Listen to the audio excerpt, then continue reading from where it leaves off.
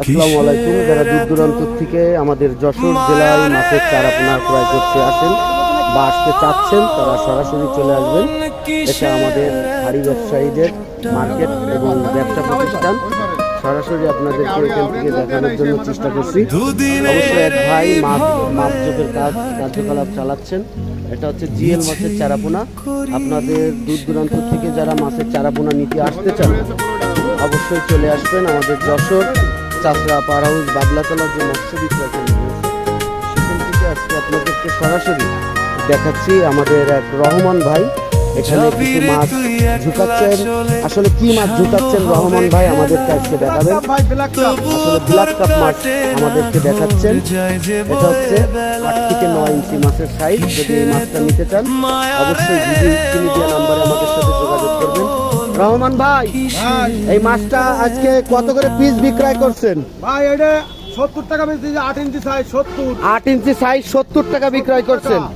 অবশ্যই দর্শক আপনারা দেখতে পারলেন, 8 ইঞ্চি ব্ল্যাক কাপ মাছের চারাপোনা 70 টাকা। এটা কি আপনি পৌঁছায় দিবেন? হ্যাঁ ইনশাআল্লাহ, যে ঠিকানা দেবো ওই ঠিকানায় পৌঁছে দেবো, কিন্তু খরচ যে নেবে তার ভাই। খরচ যে নেবে তার। আপনার মার্কেট প্রাইস আছে 70 টাকা পার পিস। অবশ্যই দর্শক আপনাদেরকে সরাসরি আমরা যশোর জেলার যে হাড়ি ব্যবসায়ীরা যে মাছের চারাপোনাগুলো বিক্রয় করে থাকে, এখানে অনেক ক্রেতাকেও দেখছি মাছের চারাপোনা কিনতে আসছে। ভাই কোথা থেকে আসছেন? দর্শনার থেকে আসছেন। কি মাছ কেনার উদ্দেশ্যে আসছেন? ব্ল্যাক কাপ কেনার উদ্দেশ্যে আসছেন। অবশ্যই আপনারা শুনলেন আমাদের এক ভাই, অবশ্যই আমাদের এক সিনিয়র কাকা এখানে আছেন, চিতল মাছের চারাপোনা বিক্রয় করে থাকেন। অবশ্যই আমাদেরকে আজকে কিছু মাছ দেখাবেন। চাচা আমাদেরকে কিছু মাছ দেখান।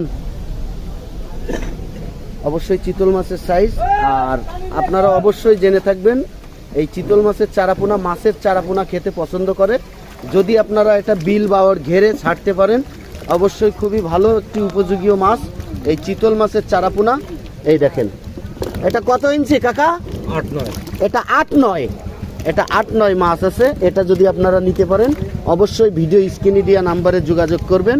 এই মাছটা আপনাদের পার পিস 120 টাকা পৌঁছানো খরচ সহ আজকের বাজার থেকে আপনাদেরকে সরাসরি মাছের চারাপোনা দেখানোর জন্য চেষ্টা করলাম। সবাই ভালো থাকবেন, সুস্থ থাকবেন। আল্লাহ হাফেজ।